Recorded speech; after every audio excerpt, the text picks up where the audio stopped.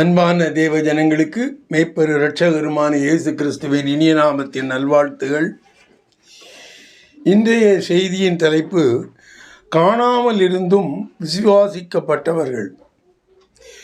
இயேசுவை காணாமல் இருந்தும் விசுவாசிக்கிறவர்கள், அதாவது இயேசுவை விசுவாசிக்கிற இன்றைய காலகட்டத்தில் இருக்கும் விசுவாசிகள் என்னென்ன ஆசீர்வாதங்களை அடைகிறார்கள். குறிப்பாக கண்டு விசுவாசித்த ஓட்டி காலத்து, அதாவது பழைய ஏற்பாட்டு காலத்தில் இருந்தவர்களை விட காணாமல் விசுவாசிக்கிற நமக்கு என்ன பிரயோஜனம் இருக்கிறது என்பதை இந்த செய்தியின் மூலம் பார்க்கலாம்.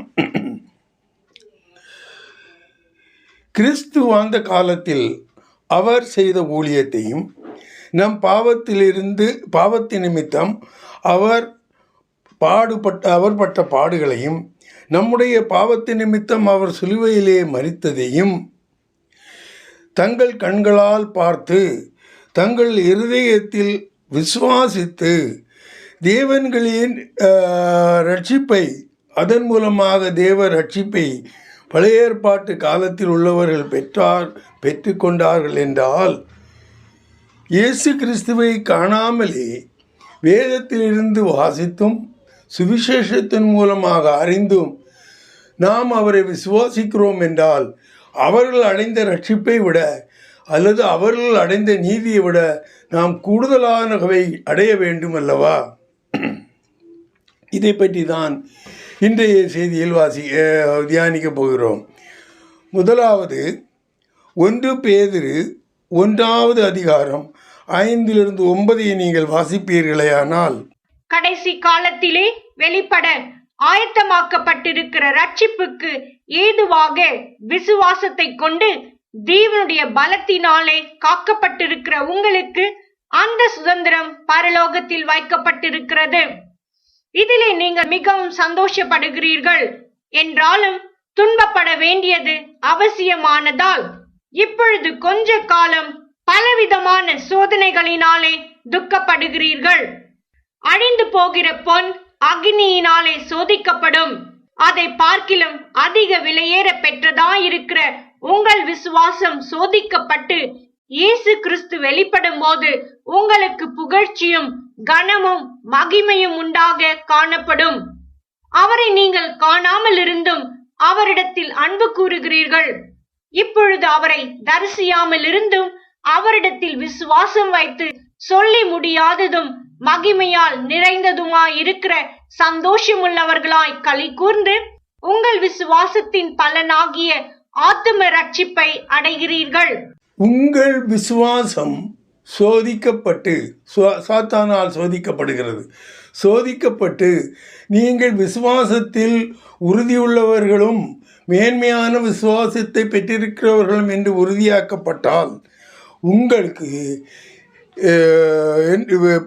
அந்த அப்படி உறுதியாக்கப்பட்ட பின் காணாமல் விசுவாசிக்கிற உங்களுக்கு, அவரை தரிசியாமல் இருந்தும் அவரிடத்தில் விசுவாசம் வைக்கிற உங்களுக்கு மகிமை நிறைந்த ஒரு வாழ்க்கை அல்லது சந்தோஷம் உங்களுக்கு காத்திருக்கிறது என்று இந்த வசனம் சொல்லுகிறது. இந்த காலகட்டத்திலே அப்படி வாசிப்பவர்களை பார்த்து யோவான் அதிகாரத்தில் இயேசு கிறிஸ்து பாக்கியவான் என்று சொல்லுகிறார். அவருக்கு தெரியும், தான் இன்னும் சிறிது காலத்திலே என்ன செய்ய போகிறோம், சிலுவையிலே அறையப்பட போகிறோம். அதன் பிறகு மரித்து எழுந்திருந்து நாம் உயிர்த்தெழுந்து இவர்களை விட்டு போகிறோம் என்பதையே இயேசு அறிந்திருந்தார். அப்படி அறிந்திருந்தவர் தன்னுடைய சீடர்களோடு பேசும் பொழுது அவர்களோடு உரையாடும் பொழுது சொல்கிறார், என்னை காணாமல் விசுவாசிக்கக்கூடிய ஒரு சந்ததி வரும், அல்லது என்னை காணாமல் விசுவாசிக்கக்கூடிய ஒரு கூட்ட ஜனம் எனக்காக வரும், அவர்கள் பாக்கியவான்கள் என்று சொல்லுகிறார். யோவான் 20:24-31 வரை வாசிப்பீர்களேயானால், இயேசு வந்திருந்த போது 12 ஒருவனாகிய திதிமு என்னப்பட்ட தோமா என்பவன் அவர்களுடனே கூட இருக்கவில்லை. மற்ற சீஷர்கள் கர்த்தரை கண்டோம் என்று அவனுடனே சொன்னார்கள். அதற்கு அவன், அவருடைய கைகளில் ஆணிகளினால் உண்டான காயத்தை நான் கண்டு அந்த காயத்திலே என் விரலை இட்டு என் கையை அவருடைய விலாவிலே போட்டால் ஒழிய விசுவாசிக்க மாட்டேன் என்றான். மறுபடியும் 8 நாளைக்கு பின்பு அவருடைய சீஷர்கள் வீட்டுக்குள்ளே இருந்தார்கள். தோமாவும் அவர்களுடனே கூட இருந்தான். கதவுகள் பூட்டப்பட்டிருந்தது. அப்பொழுது இயேசு வந்து நடுவே நின்று, உங்களுக்கு சமாதானம் என்றார். பின்பு அவர் தோமாவை நோக்கி, நீ உன் விரலை இங்கே நீட்டி என் கைகளை பார், உன் கையை நீட்டி என் விலாவிலே போடு, அவ்விசுவாசியாயிராமல் விசுவாசியாயிரு என்றார். தோமா அவருக்கு பிரதியுத்தரமாக, என் ஆண்டவரே, என் தேவனே என்றான். அதற்கு இயேசு, தோமாவே, நீ என்னை கண்டதினாலே விசுவாசித்தாய், காணாதிருந்தும் விசுவாசிக்கிறவர்கள் பாக்கியவான்கள் என்றார். இந்த புஸ்தகத்தில் எழுதியிராத வேறு அநேக அற்புதங்களையும் இயேசு தமது சீஷருக்கு முன்பாக செய்தார். இயேசு தேவனுடைய குமாரனாகிய கிறிஸ்து என்று நீங்கள் விசுவாசிக்கும்படியாகவும் விசுவாசித்த அவருடைய நாமத்தினாலே நித்திய ஜீவனை அடையும்படியாகவும் இவைகள் எழுதப்பட்டிருக்கிறது. தோமாவை பார்த்து அவர் சொல்லுகிறார், நீ என்னை கண்டதினாலே விசுவாசிக்கிறாய். கண்டதினாலே என்ன விசுவாசம் வேண்டியது இருக்கிறது? அவர் என்ன செய்கிறார், என்ன பண்ணுகிறார் என்பதையெல்லாம் பார்த்து பிறகு என்ன விசுவாசிக்க வேண்டியது இருக்கிறது. ஆனால் காணாதிருந்தும் ஒருவர் விசுவாசிப்பான், அவர்கள் பாக்கியவான்கள் என்று சொல்லுகிறார். இனி இந்த விசுவாசத்தை பற்றி நாம் பார்ப்போமானால், ஏன்னா இது விசுவாசத்தை பற்றிய ஒரு செய்தியாகவே இருக்கிறது. காணாமல் அல்லது அவரை தரிசிக்காமல் இருந்து விசுவாசிக்கிறவர்கள். பழைய ஏற்பாட்டு காலத்தில் எப்படிப்பட்ட விசுவாசம் இருந்தது என்றால், பழைய ஏற்பாட்டு காலத்தில் தேவனை விசுவாசித்தார்கள். அவர்களுடைய விசுவாசத்தினுடைய உறுதியின் நிமித்தம் அவர்கள் நீதிமானாக்கப்பட்டார்கள். அப்படி செய்தவர்கள் ஆபிரகாம், இது மோசே, யோபு, இப்படி அநேக நீதிமான்களை நாம் அடுக்கிக் கொண்டே போகலாம். ஒரு உதாரணமும் நாம் வாசிக்கலாம். அந்த ஒரு விசுவாசத்தில் என்ன குறிப்பிடப்பட்டிருக்கிறது என்றால், ஒன்று, அவர் சர்வ வல்லவர், அவர் சொல்லியவைகளை நிச்சயமாக செய்வார், அவர் நிறைவேற்றுவார், அவர் சொல்லியும் நடக்காது ஒன்றும் கிடையாது. இந்த மாதிரியான சில குணாதிசயங்களை வைத்துதான் அவர்களை விசுவாசித்தார்கள். எபிரேயர் 11:6 இப்படி சொல்லுகிறது, விசுவாசம் இல்லாமல் தேவனுக்கு பிரியமாயிருப்பது கூடாத காரியம்.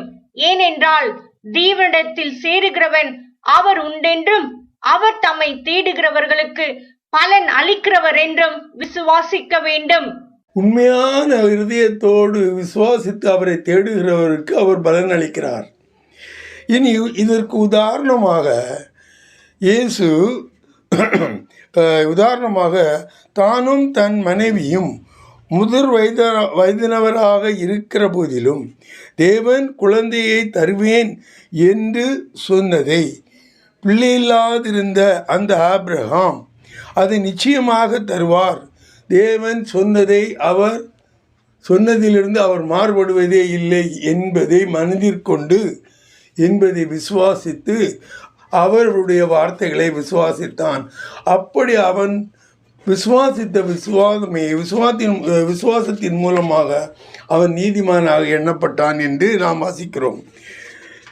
ஆதியாகமம் 15:3-6 வரை வாசிப்பீர்களே. ஆனால் பின்னும் ஆபிராம், தேவரீர் எனக்கு புத்திர சந்தானம் அருளவில்லை, இதோ என் வீட்டிலே பிறந்த பிள்ளை எனக்கு சுதந்திரவாளியாய் இருக்கிறான் என்றான். அப்பொழுது கர்த்தருடைய வார்த்தை அவனுக்கு உண்டாகி, இவன் உனக்கு சுதந்திரவாளி அல்ல, உன் கற்பப்பிறப்பாய் இருப்பவனே உனக்கு சுதந்திரவாளி ஆவான் என்று சொல்லி அவர் அவனை வெளியே அழைத்து, நீ வானத்தை அண்ணாந்து பார், நட்சத்திரங்களே என்ன உன்னாலே கூடுமானால் அவைகளை எண்ணு என்று சொல்லி பின்பு அவனை நோக்கி, உன் சந்ததி இவ்வண்ணமாய் இருக்கும் என்றார். அவன் கர்த்தரை விசுவாசித்தான், அதை அவர் அவனுக்கு நீதியாக எண்ணினார். அவர் சொல்லுகிறார், நீ வா, வெளியே வந்து அண்ணாந்து பார், இதில் எவ்வளவு நட்சத்திரங்கள் இருக்கிறது என்று எண்ணக்கூடுமானால் எண்ணு, அந்த அளவிற்கு உன் சந்ததியை நான் உண்டாக்குவேன். அவனுக்கோ 75 வயது, சாராள் கிட்டத்தட்ட 65-70 வயது. இந்த சமயத்திலே அவனுக்கு ஒரு சந்ததி பிறந்து கடற்கரை மணலத்தனையாக இருக்கும் என்று அவர் சொல்லும் பொழுது அவன் அதை விசுவாசித்தான். ஆகவே அது அவனுக்கு நீதியாக எண்ணப்பட்டது. நீதியாக எண்ணப்பட்டது என்றால் அவன் நீதிமானாக்கப்பட்டான் என்பது பொருள்.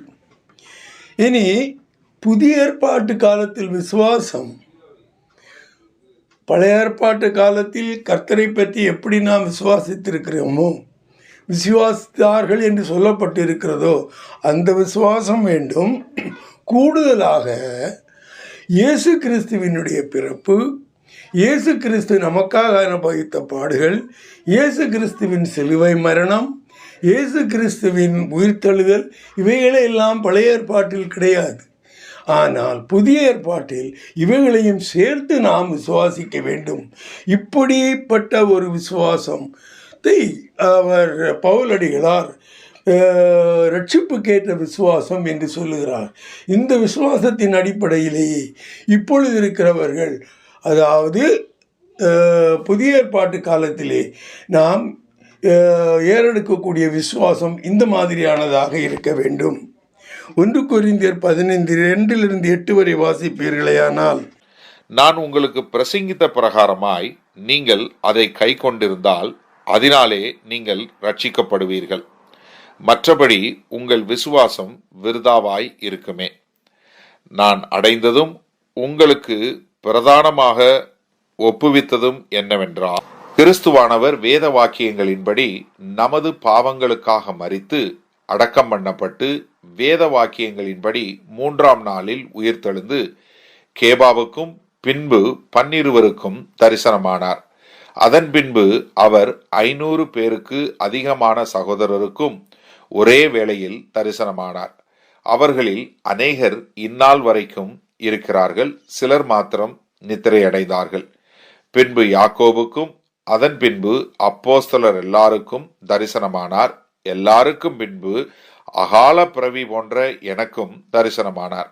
தெளிவாக இதில் சொல்லப்பட்டிருக்கிறது, நீங்கள் வேறெந்த முறையில் விசுவாசித்தீர்களேயானாலும் இயேசு கிறிஸ்துவை பற்றி 3 காரியங்கள் நீங்கள் விசுவாசித்து அதை ஏற்றுக்கொள்ளாமல் இருந்தால், ஒன்று, அவர் கன்னியின் வயிற்றிலே பிறந்தார், அவருடைய பிறப்பு, அவர் நமக்காக மரித்தார், அவரே மனிதனாக வந்து மரித்தார், சிலுவையிலே மரித்தார், மரித்து அடக்கம் பண்ணப்பட்டார், உயிர்த்தெழுந்து சென்றார்.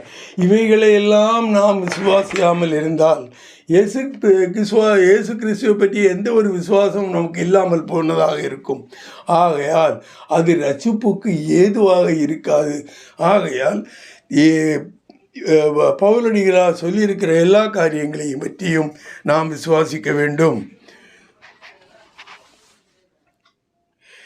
பரமேறி சென்ற இயேசு கிறிஸ்து ரட்சிக்கும்படி திரும்பவும் வருவாரா, அல்லது மரித்து பாதாளம் சென்றிருந்த இயேசு திரும்பவும் எழுந்து வந்து நம்மை ரட்சிப்பாரா என்று விசுவாசிப்பவர்கள் சொல்லக்கூடாது.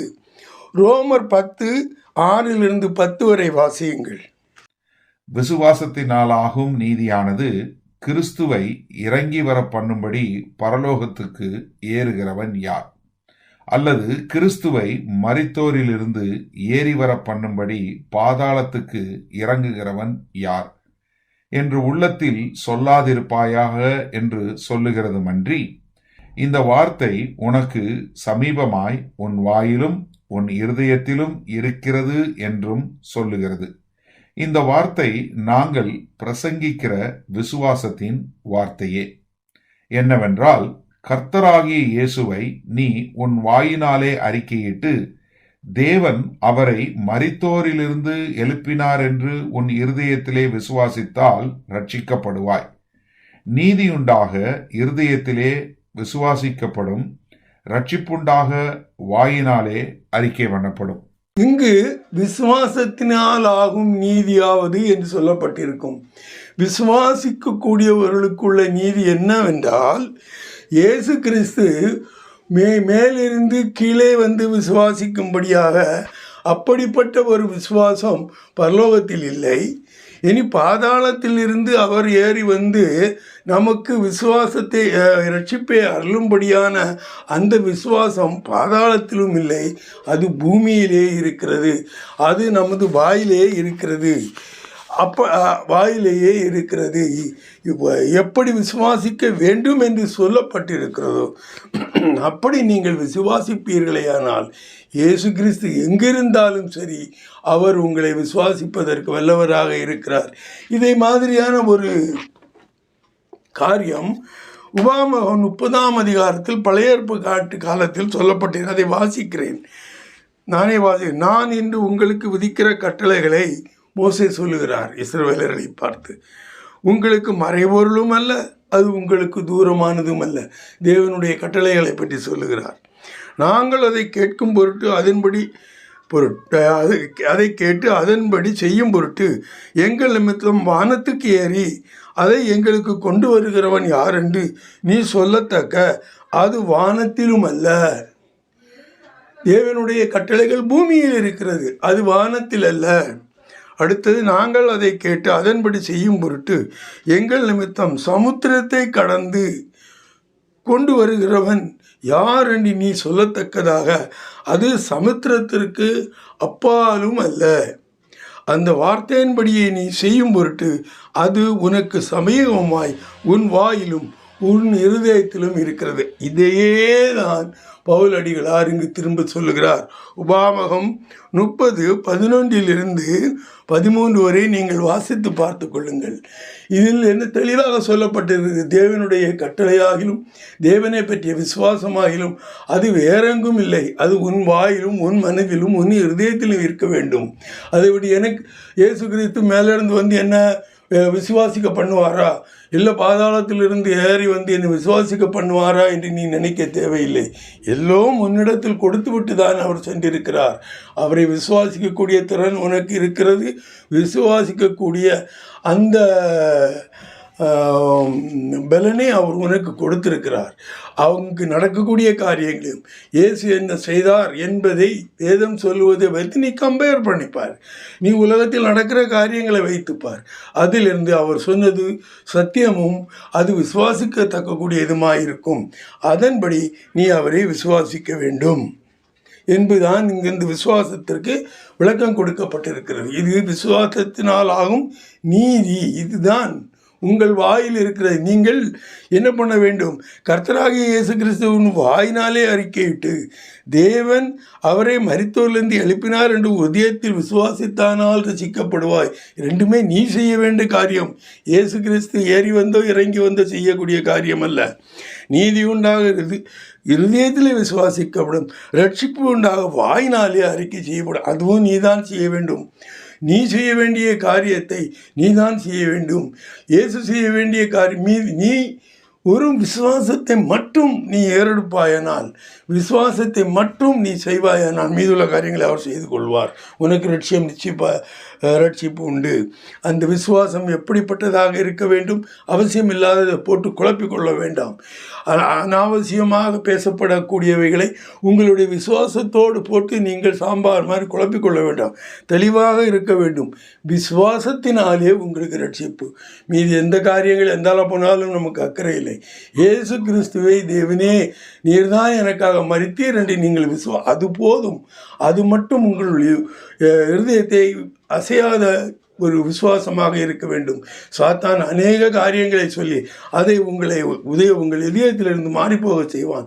அப்படி இல்லை இப்படி இல்லை என்று ஒரு கிறிஸ்தவருக்குள்ளே ஒரு கூட்டம் வந்து இயேசுவே தேவன் இல்லை, நீ அதெல்லாம் அப்படி செய்ய வேண்டியதில்லை, யாரோ சொல்லிவிட்டு போயிருக்கிறார்கள் என்றெல்லாம் சொல்லுவார்கள். அதெல்லாம் கிடையாது. ஒன்றே ஒன்று மட்டும், நீ விசுவாசத்தினாலே நீங்கள் ரட்சிப்பிக்கப்படுவீர்கள். யாரும் அதை தடுக்க முடியாது. இயேசு கிறிஸ்துவ விசுவாசத்தவுடன் நீ ஆவியானவர் தங்கும் ஆலயமாகி விடுகிறார். அப்படியா? இயேசு கிறிஸ்துவ விசுவாசித்தவுடன் ஆவியானவர் வந்து தங்கும் ஆலயமாகி விடுகிறார் என்றால் உங்கள் விசுவாசம் எவ்வளவு உறுதியானதாகவும் எவ்வளவு நேர்மையானதாகவும் இருக்க வேண்டும். குழந்தைகள் உள்ளம் போல் இருக்க வேண்டும். இதை பற்றியும் கூடுதலாக சொல்ல வேண்டிய தேவையில்லை. இனி இயேசு கிறிஸ்து சரீர பிரகாரமாய் பூமியில் பாவங்களை மன்னிக்க இப்பொழுது இல்லாதிருக்கும் இந்த காலகட்டத்தில் அவர் செய்து வந்த பாவ மன்னிக்கும் அதிகாரங்களை மட்டுமின்றி அவரால் செய்யப்பட்ட காரியங்களை தன்னை உண்மையாய் விசுவாசிக்கிறவன் கூடுதலாக செய்வான் என்றும் அநேக வரங்களை கொடுத்து சென்றார். இயேசுவானவர் தனியாக விட்டுட்டு ஒரு சிலுவையில் அரைஞ்சோன்னே அவர் பாட்டுக்கு போகலை, போயிட்டு திரும்ப வந்தார். அவருக்கு தெரியும் அவர்கள் சீடர்கள் எப்படிப்பட்டவர்கள் என்று. அவரை விட்டுட்டு ஓடிட்டாங்க, அவரை மறுதளித்தாங்க, என்னெல்லாமோ செய்தாங்க, நீங்கள் எல்லாம் வாசித்திருப்பீர்கள்.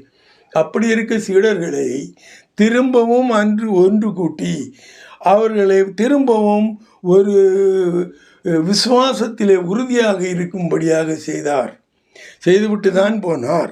இனி அப்படி அவர் செய்யும் பொழுது அநேக காரியங்களை அங்கு கொடுத்து சென்றார்.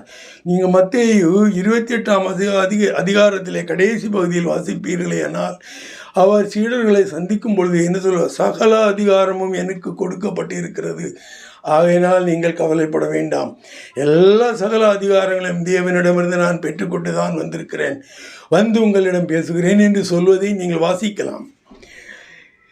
இனி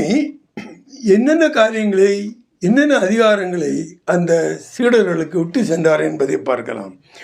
ஒன்று, இயேசு கிறிஸ்து பரிசுத்த ஆவியையும் அதிகாரங்களையும் கொடுத்து சென்றார். யோவான் 20:19-23 வரை வாசிப்பீர்களேயானால், வாரத்தின் முதல் நாளாகிய அன்றைய தினம் சாயங்கால வேளையிலே சீஷர்கள் கூடியிருந்த இடத்தில் யூதர்களுக்கு பயந்ததினால் கதவுகள் பூட்டி இருக்கையில் இயேசு வந்து நடுவே நின்று, உங்களுக்கு சமாதானம் என்றார்.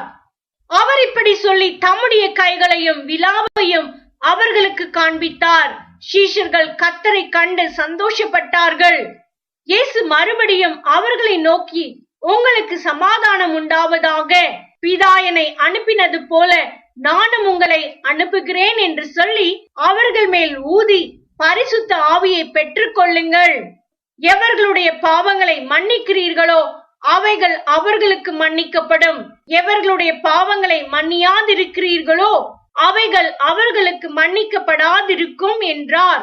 எவர்களுடைய பாவங்களை நீங்கள் மன்னிக்கிறீர்களோ அவைகள் பரலோகத்திலிருந்து மன்னிக்கப்படும், யாருடைய பாவங்களை நீங்கள் மன்னிக்காமல் இருக்கிறீர்களோ அது அங்கு மன்னிக்கப்படாது. கிட்டத்தட்ட உங்களுக்கு தேவனுடைய அதிகாரத்திலே பங்கை கொடுக்கிறார். நீ செய்யக்கூடிய எந்த காரியத்திலையும் அவர் உனக்கு துணை நிற்கிறார், அவ்வளவு அதிகாரத்தை உங்களுக்கு கொடுக்கிறார். ஆனால் நீங்கள் எப்படிப்பட்ட விசுவாசம் உள்ளவர்களாக இருக்க வேண்டும்?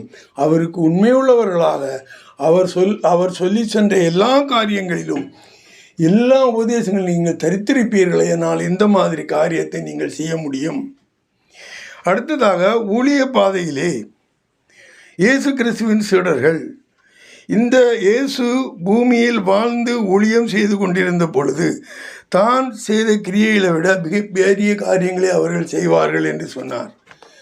என்ன சொன்னார்? எப்பா, நான் அநேக காரியங்களை செய்திருக்கிறேன், நீங்கள் பார்த்திருக்கிறீர்கள், ஆனால் நான் இந்த உலகை விட்டு போன பிறகு என்மேல் விசுவாசம் கொண்டிருக்கிற நீங்கள் என் நாமத்தின் நிமித்தமாகவும் பிதா மகிமை அடையும்படியாக பெரிய காரியங்களை செய்வீர்கள் என்று அவர் சொல்லிவிட்டு போனார்.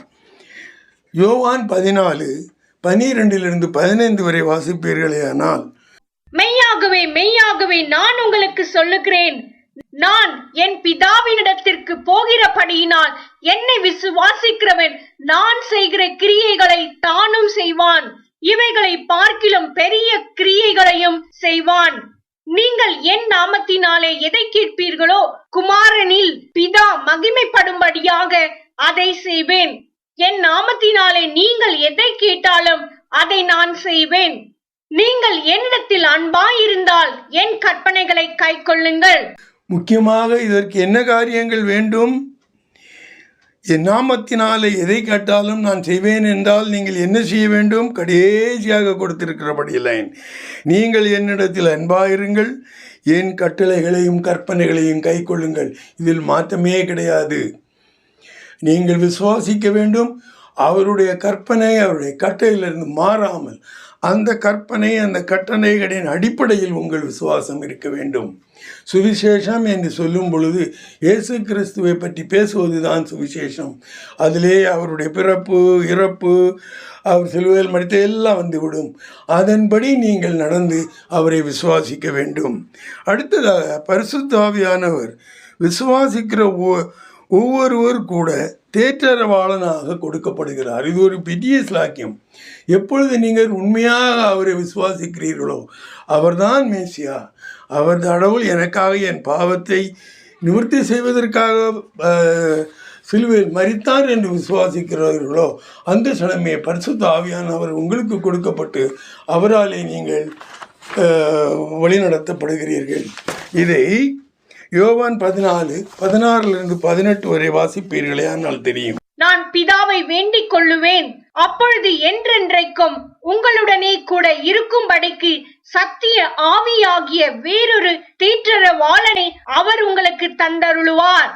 உலகம் அந்த சத்திய ஆவியானவரை காணாமலும் அறியாமலும் இருக்கிறபடியால் அவரை பெற்றுக்கொள்ள மாட்டாது.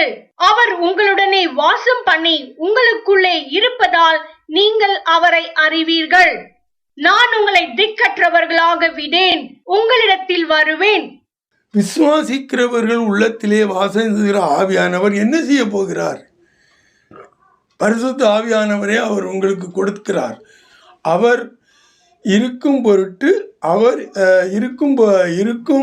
பொருட்டு என்னென்ன காரியங்களை செய்தாரோ அது அவ்வளவையும் அவர் இல்லாத பொருட்டு செய்வதற்கு பரிசுத்த ஆவியானவர் கொடுக்கப்படுகிறார்.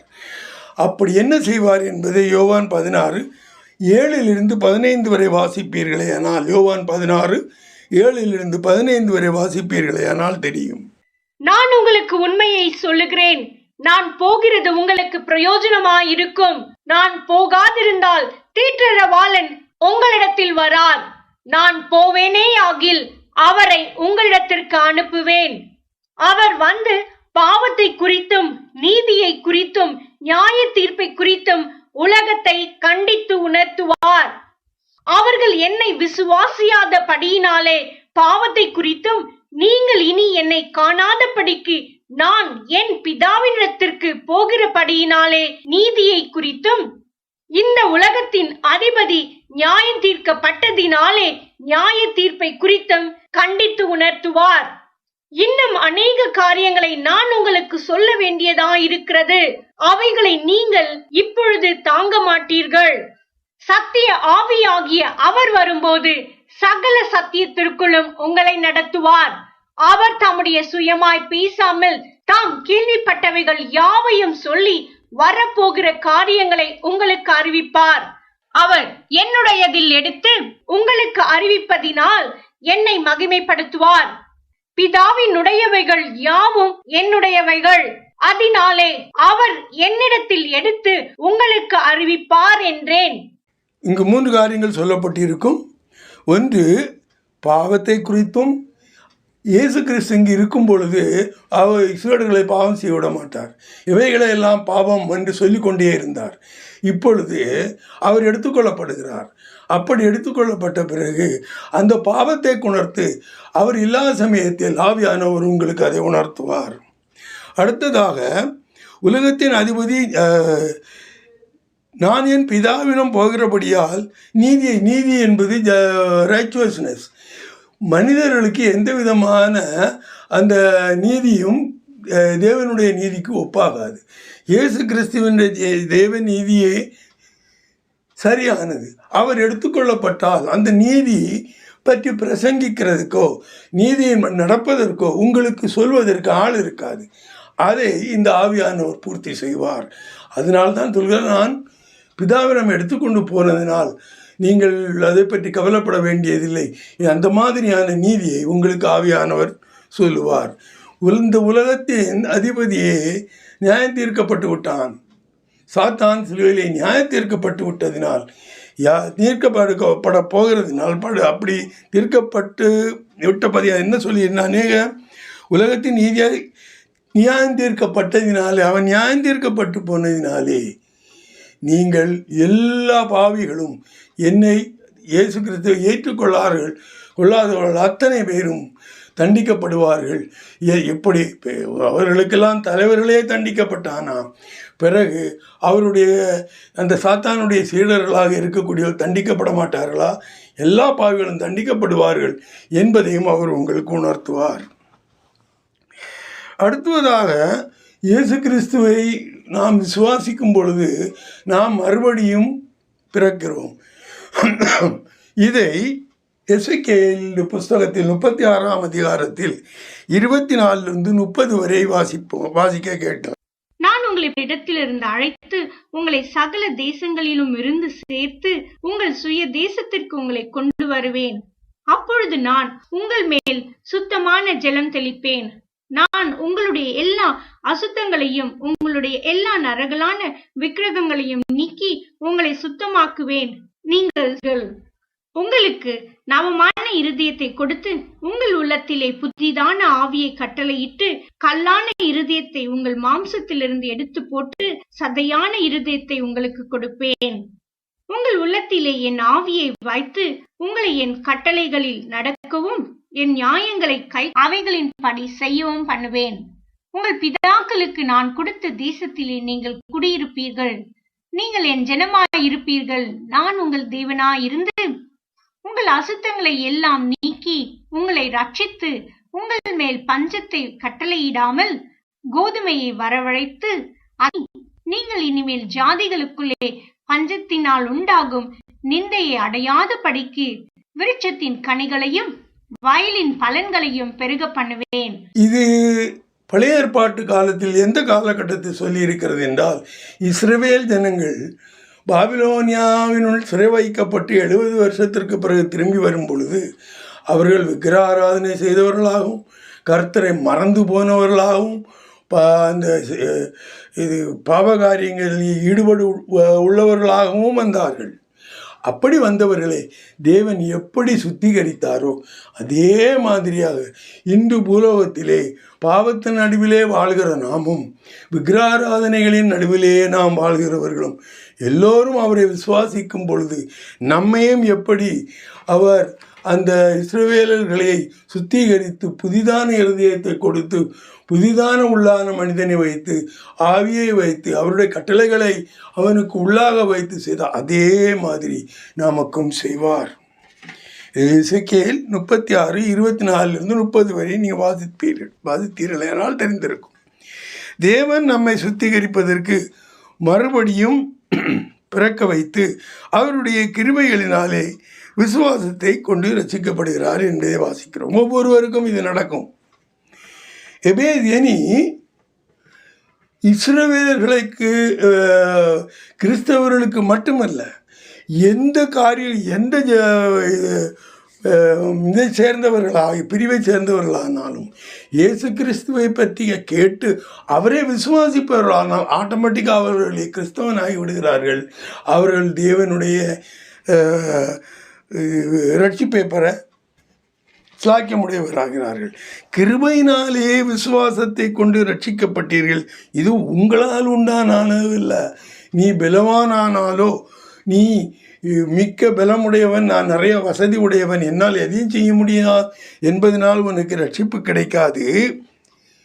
ஒவ்வொருவரும் பெருமை பாராட்டாத படிக்கு அது கிரியைகளினால் உண்டாகும். நீதி பிரமாணம்தான் எல்லாம் கிரியைகளினால் உண்டாகும். அதனால்தான் பழைய ஏற்பாடு காலத்திலே வரக்கூடிய நியாயப்பிரமாணத்தின் நீதியானது கிரியைகளினால் நடைபெறும். ஆனால் புதிய ஏற்பாட்டோ விசுவாசத்தினால் உண்டாகும் என்று சுருக்கமாக சொல்லியிருக்கிறார்கள். இனி இயேசு விசுவாசிக்கிற ஒவ்வொருவரும் நல்ல கிரியைகளையே செய்ய வேண்டும் என்பது கட்டாயம், அது ஏற்படுத்தப்பட்டிருக்கிறது. நீங்கள் ஒன்றும் செய்ய வேண்டாம். எப்பொழுது நீ உங்களுக்குள் ஆவியானவர் வந்து விடுகிறார்கள், உங்களுடைய விசுவாசம் அதற்கு ஏற்றவாறு இருந்தால், அவர் வந்து விடுகிறார் என்றால் அவர் செய்யக்கூடிய கிரியைகள் எல்லாமே நல்ல கிரியைகளாக நற்கிரியைகளாகவும் இருக்கும். அன்பான பிதாவே, மேய்ப்பர் இரட்சகருமான இயேசு கிறிஸ்துவே, இன்றும் காணாமல் விசுவாசிக்கக்கூடிய ஒவ்வொருவர்களும் எந்த மாதிரியான காரியங்களை பெற்றுக்கொள்கிறார்கள், அவர்கள் எந்த விதத்திலும் கண்டு விசுவாசித்தவர்களை குறைவானவர்களாக இராமல் எல்லாவற்றையும் நீர் அவர்களுக்கு அதை விட கூடுதலாக கொடுக்கிறதாக நீர் சொல்லி இருப்பதால், ஆண்டவரே, உமது இந்த ஒரு பெருந்தன்மைக்கும் வள்ளல் நீர் இந்த மாதிரி ஆசீர்வாதங்களை அள்ளி கொடுப்பதற்காகவும் அநேக ஸ்தோத்திரங்களை சொல்லி உம்மை ஆராதிக்கிறோம். அன்பான பிதாவே, ஆமீன்.